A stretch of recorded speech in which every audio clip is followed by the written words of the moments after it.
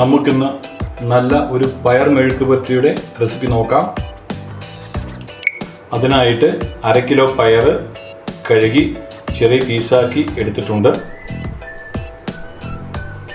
കൂടാതെ 6 ചെറിയ ഉള്ളി ചതച്ചെടുത്തിട്ടുണ്ട്, 3 പച്ചമുളക് കീറിയെടുത്തിട്ടുണ്ട്, കുറച്ച് കറിവേപ്പില, കുറച്ച് തേങ്ങാക്കൊത്ത്, കൂടാതെ 1 ടീസ്പൂൺ മുളക് ചതച്ചതും എടുത്തു വെച്ചിട്ടുണ്ട്.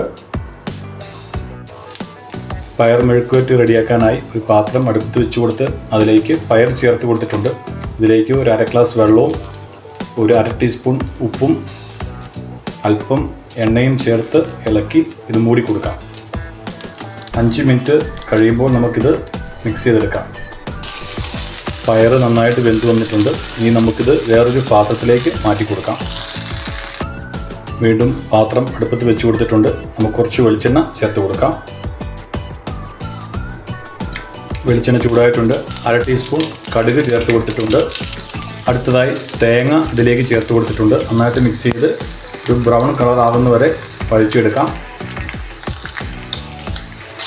ഇനി ഇതിലേക്ക് കൊച്ചുള്ളി, കറിവേപ്പില, പച്ചമുളക് ചേർത്ത് കൊടുത്തിട്ടുണ്ട്. നന്നായിട്ട് വഴറ്റിയെടുക്കാം. ഇതിലേക്ക് 1/4 ടീസ്പൂൺ ഉപ്പ് കൂടിയും പിന്നെ 1/4 ടീസ്പൂൺ മഞ്ഞൾപ്പൊടി പിന്നെ മുളക് ചതച്ച് ചേർത്ത് കൊടുക്കാം.